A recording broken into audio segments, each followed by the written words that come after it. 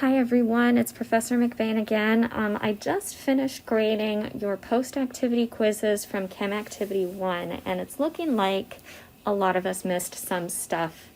Depending on which section you were in with me, you might have the following notes as a summary from our activity, or you might have had this set of notes, which includes an example of an exercise that I walked through with one group at the end. But regardless, all of us got a chance to see the following information broken down as a group. One of the biggest things is that an element is defined by how many protons are in the nucleus. And here's a really big thing that I'm seeing in your submissions, and it's a problem, is that the mass number is always how many protons you have plus how many neutrons you have. I keep seeing a lot of folks trying to identify the mass number as the atomic mass that's in the element symbol, and that is not the case.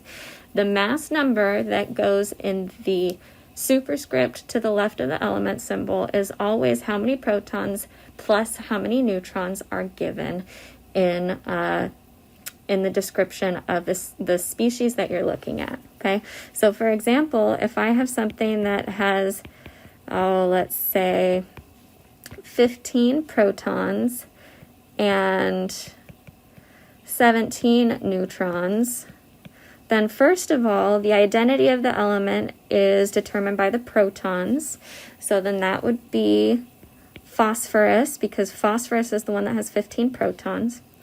And then this species, we could find the mass number by taking the protons plus the neutrons, which comes out to 15 plus 17. That gets you to 32, okay? And so I'm seeing a lot of people who just listed the mass as being equal to the atomic mass that was listed in the element symbol for phosphorus, and that comes out to 30.98 or something like that. And so on average, phosphorus will have this mass, but the specific species of phosphorus that I'm asking you about in that question has a mass of 32, okay? So the atomic mass that is in the element symbol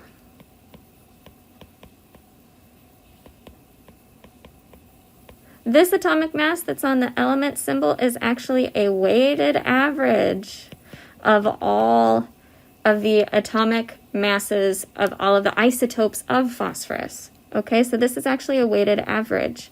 And to tell you the truth, there actually is no single species of phosphorus that could possibly have a mass of 30.98, because then that would mean that we would have to have a partial proton or a partial neutron. Okay, so I really, really need you guys to get this, that if I'm asking you for a mass number, you add up the protons plus the neutrons. Okay.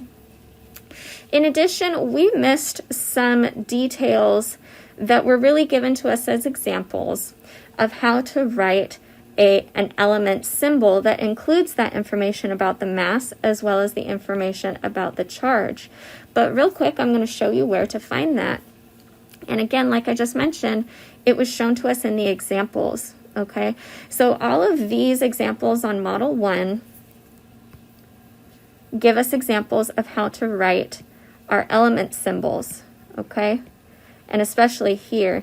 And so what we're seeing here and here and here is that the mass number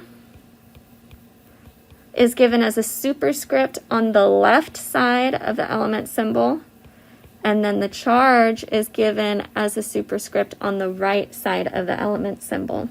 So in general, if you have an element called X, then the mass number, which is given as, I think that we call that Z, but I'm just going to call it M just so we don't get confused. The mass number goes in the upper left-hand corner, and then the charge, which would be a plus or a minus value, that goes in the upper right-hand corner.